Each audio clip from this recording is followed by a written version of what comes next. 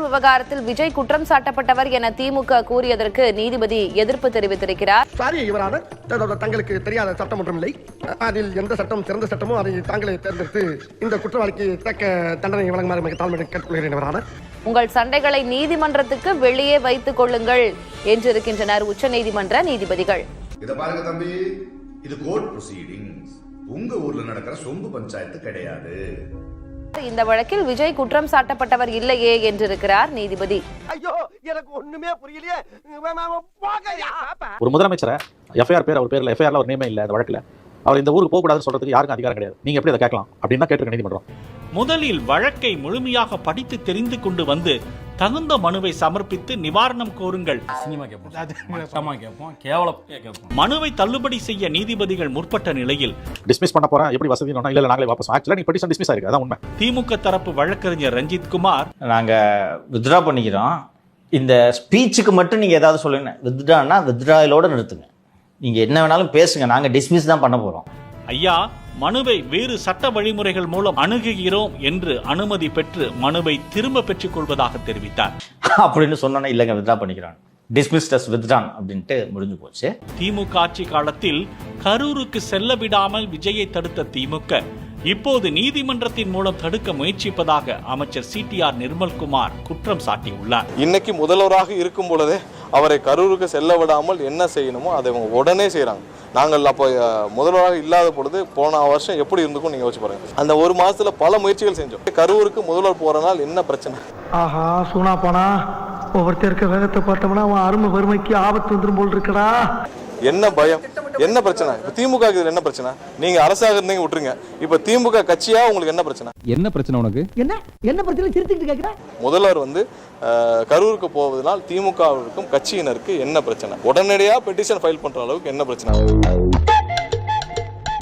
உங்களதான்ப்பா இன்னைக்கு நடந்தது ஒரு அவமானம் அவர்களுக்கு ஒரு மிகப்பெரிய பின்னடை. அப்பொழுது நீதிபதிகள் கேட்டார்கள், முதலமைச்சருடைய நிர்வாக ரீதியிலான நடவடிக்கையில் நீதிமன்றம் தலையிட வேண்டும் என்று நீங்கள் எதிர்பார்க்கின்றீர்களா? கருத்து சுதந்திரத்திற்கு எதிராக தடை விதிக்க வேண்டும் என கோருகிறீர்களா?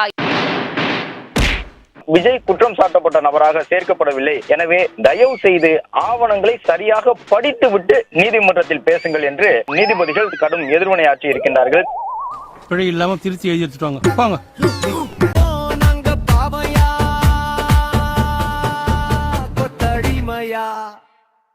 முதலமைச்சர் விஜய் குறித்து அவதூறாக பேசிய திமுக ஜென்சி அன்பானந்தம் பகிரங்கமாக மன்னிப்பு கேட்டாலும் வணக்கம் போல் நீங்க மன்னிச்சிருங்க சார். பரம மண்டலத்தில் இருக்கும் பரமபிதாவை தெரிந்தும் தெரியாமலும் அறிந்தும் அறியாமல் நான் செய்த சகல பாவங்களையும் மன்னித்து முன்ஜாமீன் கொடுக்க முடியாது என சென்னை உயர்நீதிமன்றம் கராராக சொல்லிவிட்டதால் இவ்வளவு ஏன் சொராமீன் முதற்கொண்டு இருக்குங்கிறான். ஆனா நீங்க கேட்ட ஜாமீன் மட்டும் இல்லைன்ட்டாங்கண்ணே, கட்டலே இல்லையா. தற்போது அவரே சரண்டர் ஆகியுள்ளார்.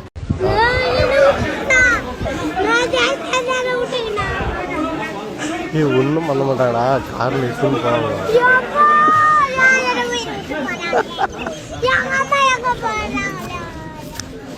யோ சார், தம்பியை கூட்டு போய் 8ஆம் நம்பர் ரூம்ல மல்லாக படுக்க போய் மண்ணு மிதிக்கிறேன். ஜென்சி டிஎம்கே கூட்டங்களை தமிழ்நாடு முழுக்க ஒருங்கிணைத்து வரும் இளைஞர்களில் ஒருவர் அன்பானந்த மாரியப்பன். பேச்சாடா பேசுன, கொஞ்சம் நெஞ்ச பேச்சா பேசுன. இவர் முதலமைச்சர் விஜய் பற்றியும் அவரது தனிப்பட்ட வாழ்க்கை குறித்தும் வீடியோ ஒன்றை வெளியிட்டு ஒருமையில் பேசியிருந்தார். அது நான் என்னங்க பண்ணிட்டோம், அவர் இங்கதான் பனையூர்ல இல்லைன்னா பட்டினமாக்கத்துல இருப்பாரு. பட்டினமாக்கம் போனா பார்க்க விட மாட்டேங்கிறாங்க. என்னங்க பண்றது, 4 மணிக்கு மேல நடிகைகளோட ஜாலியா உல்லாசமா இருக்காரு. உங்க அப்பா பெத்த மகனுக்கு இடம் இல்லையா? சரி, ஓகே.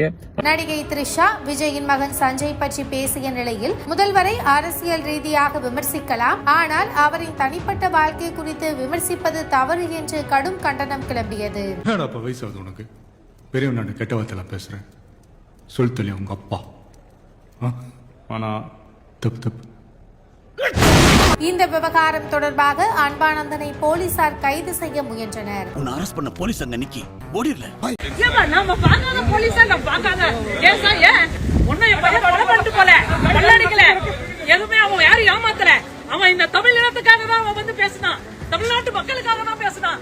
வேற வந்துட்டு அவங்க அம்மா வந்துட்டு சொல்றாங்க, என் பையன் வந்துட்டு தமிழ்நாட்டு மக்களுக்காக தானே வந்து பேசினாரு. எங்க மனசாட்சி தொட்டு இது வரைக்கும் வந்துட்டு அவர் போட்ட வீடியோலயோ அவர் பேசுனதுலயோ எதுனா ஒரு விஷயம் தமிழ்நாட்டு மக்களுக்காக வந்துட்டு குரல் கொடுத்தாரு, பேசினாரு, எதுனா ஒண்ணு சொல்ல முடியுமா? யோசிக்க அப்படியா தப்புன்னு எப்படி அடிக்கிறது? அப்ப யோசி.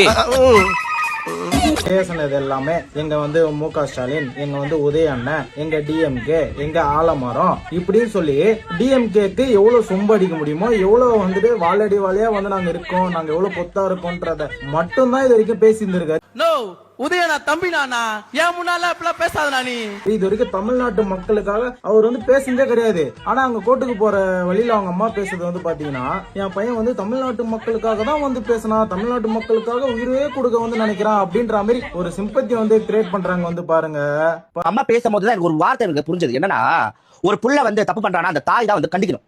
நீ ரொம்ப தப்பு பண்ற, இது வேற மாதிரி முடிஞ்சது மேல பேசக்கூடாதுப்பான்னு ஒரு தாய் கண்டிக்கணும். ஆனா இந்த தாய் என்ன பண்றாங்க, ஊக்குவிக்கிறாங்க. நீ சிறப்பா பேசுறப்பா, சூப்பரா பேசுறப்பா, நாட்டு மக்களுக்காக போராடினப்பா, நீ ஒரு தியாகி பான்றாங்க. ஆடிய ஆட்டம் என்ன, ஓடிய முட்டுச்சந்து எங்க. மன்னர் பரம்பரை மண்ணாங்கட்டி பரம்பரைன்னு ஒருத்தன் பீத்த டயலாக் பேசிட்டு இருந்தான். அவன் நிலைமையை பார்த்தியாளா? இவன் நிலைமையை இப்ப பார்க்கும்போது உங்களுடைய கருத்துக்கள் என்ன? இனி அடுத்த ஒரு டீம் இருக்கு, பார்ப்போம். யாரெல்லாம் இவங்க டீமுக்காக வெயிட் பண்றீங்கன்னு சொல்லி கண்டிப்பா கமெண்ட்ல தெரியுங்க. இவங்களுக்கு உங்களுடைய கருத்துக்கள் சொன்னீங்க, கண்டிப்பா பதிவுங்க. சரியா? இன்னைக்கு நீங்க ஆட்சி அதிகாரத்துல இருக்கீங்க, முதலமைச்சரா இருக்கீங்க, மன்னிக்கணும் பொம்மை முதலமைச்சரா இருக்கீங்க. உசு பேத்தினாலும் உம்முன்னு தான் இருக்கீங்க. அதாவது ஜென்செட் என்ற பேர்ல கட்ஜெட்டி வீரனுக்கெல்லாம் வீரன், சூரனுக்கெல்லாம் சூரன், கட்ஜெட்டியில பேர் போன தொழிலாளியே நான் தாண்டா, கட்ஜெட்டி பொறுப்பு செயலாளரே நான் தாண்டா, இந்த ஊரோட டாப்பே நான் தானான்னு அனைத்து தள்ளி நின்றவரை இன்னைக்கு. அதாவது இவர் பேர் தான் அன்பானந்தம். இவர் பேர் ரியல் பேர் அன்பானந்தம் கிடையாது. அறது பழசான ஜோக்கு சொக்கலிங்கம்னு வச்சுக்கலாம், இல்ல சொக்கநாதன் வச்சுக்கலாம் இவர் பேர். ஏன்னா அப்படி ஒரு ஸ்டாண்டப் காமெடி பண்ணுவார், அப்படி ஒரு ஸ்டாண்டப் காமெடி பண்ணுவார் இவர். அதாவது நம்ம கட்சட்டி வீரன் அறுது பழசான ஜோக்கு சொக்கலிங்க என்ன பண்ணுவார்னா, அப்பப்போ ஒரு ரெக்கார்ட் டான்ஸ் கூடாரம் போட்டு அங்கங்க அடி வாங்குறதே வேலையை வச்சுட்டு இருந்தாரு. எப்படின்னா ஒரு அங்கங்க ரெக்கார்ட் டான்ஸ் கூடாரம் போட்டுருவாங்க, ஸ்டாண்ட் அப் காமெடி பண்ணி இவனுங்களே சிரிச்சு இருப்பானுங்க. அதை நம்ம எப்ப பாரு அவுத்து விட்டு அடிச்சுட்டே இருப்போம். கரெக்டா இல்லையா? அதே மாதிரி வழக்கம்போல ஸ்டாண்ட் அப் காமெடி பண்ணும்போது பொம்மை முதல்வர், பொட்டு முதல்வர், அதாவது நீங்க வந்து பொம்மையா மட்டும் தான் இருப்பீங்க, அப்படி இப்படி நான் அவதூறு பேச்சுகள் நிறைய பேசிட்டே இருந்தாரு. உடனே என்ன பண்ணாங்க, நீ என்ன இப்படியே ஸ்டாண்ட் அப் காமெடி பண்ணிட்டு இருக்கீங்க என்னன்னு நடுராத்திரில போலீஸ்காரங்க வந்து இப்படி ஸ்டாண்ட் அப் காமெடி பண்ணினோன்னு, நான் தான் கழக தலைவர், நான் தான் கலைஞர், கலைஞர் கட்ட விரல் நான் தான். இது ஒரு ஜோக்காடான்னு, இது ஒரு ஸ்டாண்ட் அப் காமெடியானு செருப்பாலே அடிச்சு நடுராத்திரில ஏற்றிட்டு போயிட்டாங்க.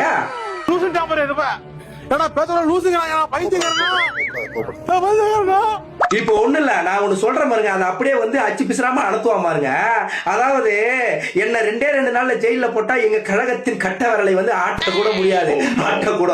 நான் தான் கலைஞர், கழகத்தின் கட்ட விரலே நான் தான், அப்படி இப்படின்னு பயங்கர ஸ்டாண்டப் காமெடி பண்ணுவாங்க. நீங்க கூட பாத்தீங்க இருக்கலாம். 2 நாள் தான் ஜெயில இருந்து வருவாங்க. அங்கேயே கக்கு சோரமா தான் உட்கார வச்சு குமுறு குமுறு குமுறு இருப்பாங்க. முட்டாள் தடத்துல போனவங்களே வந்து அவ்வளவு குமுறு வாங்கினா அமைதியா தான் அமுக்குடி மாதிரி இருப்பாங்க. இவர் 2 நாள் போயிட்டு வந்துட்டு பெரிய போராளி கணக்கா புடித்து சொல்லுவாரு. பாத்தீங்கன்னா இருக்கலாம், என்ன மாதிரி புடுத்தா பாருங்க. நான் தான் கலைஞர், கழகத்தின் கட்ட விரலே நான் தான், கழகத்தின் கட்சட்டி வீரனே நான் தான் அப்படின்னு அனுப்ப பாருங்க. நீ வா, நீ வா. சுற்றுப்பயணம் செய்யணும். கடந்த போனதா பிரச்சனை பண்றீங்க. நான் சொல்றேன், யாருங்க உங்க ஆட்சி, நீங்க முதல்வர். நான் என்ன சொல்றேன், சுப்ரீம் கோர்ட் வரைக்கும் போறீங்க. சின்ன சின்ன போய் அடி வாங்கி வரீங்களே. நான் சொல்றேன், ஆனா அறமற்ற ஊடகங்கள் என்ன சொல்லுது, திரு விஜய் அவர்கள் போகக்கூடாது என்று திமுக சதி செய்கிறது. பண்ணீங்க கோர்ட்ல என்ன நடந்துச்சு அப்படின்றத பாருங்க, பார்த்துட்டு அதுக்கப்புறமா உங்களுடைய நரேட்டிவ் நீங்க செட் பண்ணுங்க, தப்பே இல்ல.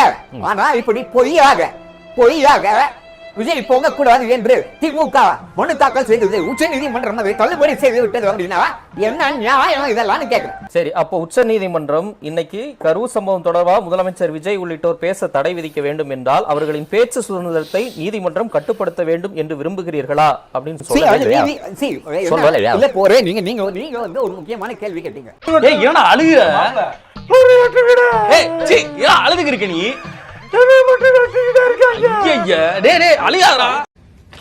லைக் பண்ணுங்க, ஷேர் பண்ணுங்க, கமெண்ட் பண்ணுங்க, சப்ஸ்கிரைப் பண்ணுங்க. நீங்க மூடிட்டு வாங்க.